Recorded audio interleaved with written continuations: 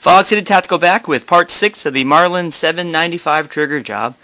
This part we're going to go ahead and of course have the action out, but what I'm going to do in this section is remove the magazine disconnect. And you know what, I should have done this earlier because through all the testing that I've always had to push up on this bar. But I wanted to kind of backtrack a little bit, just kind of describe how this thing works, maybe for some people who don't know, so then you understand why we're doing and what we're doing. So this is the magazine disconnect bar, if you want to call it, and if you take a magazine, and slide it in, you'll see it does push up on that bar. Let's go ahead and release this here.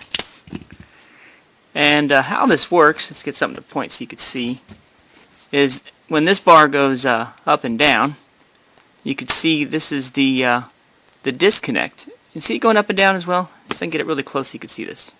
See it going up and down? And the reason why it's going up and down is there's this one tab, so if I can get this in focus so y'all can see it, right here. Now this tab, when this bar goes up and down, pushes the disconnect out of the way. And this we can even see inside. So this is the disconnect, which is this bar right here. And as you can see, if I'm pushing it, it's missing the sear. And this is the sear right here. This piece here. So when we push up on the bar, being that there's a magazine in there, and you push on the disconnect, you can see it now contacts to the sear, and then allowing the sear to let the hammer drop. So what we're going to do is simply get this tab out of the way. And the easiest way to do it would be just to bend it. And what we're going to do is take a pair of needle nose pliers, we're going to bend it up a few millimeters, so when this bar comes down, it doesn't push the disconnect out of the way. So I'm going to go ahead and do this now. And the reason why I'm going to bend this and not just cut it off is because if I want to reverse this, it's definitely reversible. So let's go ahead and grab a pair of pliers and see if we can get this thing out of the way. So I'm just going to go ahead and grab it and then pull this up a few millimeters. Let's see if we can do this so you guys can see it. That's still pushing on it, so we're going to bend it. Let me just grab this so we can do this. Do this in the light. And we're going to grab this, and we're just going to bend this up like that. I think that will do it. Let's see. It's still moving the disconnects. We need to come up a little further. Let's grab it a little more. And bend this tab up so you guys can see what I'm doing maybe. Alright, you can see there that it is definitely not where it used to be. And I think that will do it. It looks like it will. Let's take a look at this. So, again, this is the disconnect. And it looks like it's, flush with the sear here.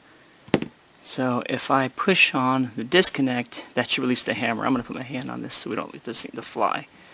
And see what happens. So it disconnected. So that's pretty simple. Pushing that again. So you can see how much of a bend I put in, and it's totally reversible. So if I want to put that back into the feature, it allows it to do it. Let's go ahead and put this in the rifle and see this in action. Alright, got the action back in the rifle. And you can see that the chamber is clear and the magazine is removed, so it is safe.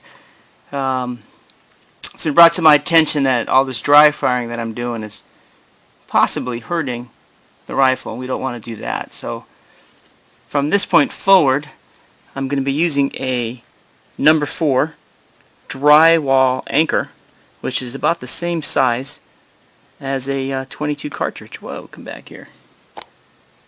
And I'm just going to install this so we could try this. So let's go ahead and just stick this into the chamber and slide it in there. Okay, so that's in there. Let's take a quick look and see how that looks. See that? Pretty cool. Alright, so this is basically the test of the removal of the magazine disconnect. And this is the magazine right here. So this is not in the gun. We're going to pull this trigger Here we go. Let's go ahead and drop the bolt. And this should fire. There it goes. Oh, that's a beauty. And we didn't damage anything, so it just ejected the round. So there we go. Stay tuned. I have some tools on order and some other parts, so let's see what happens next. Thanks for watching.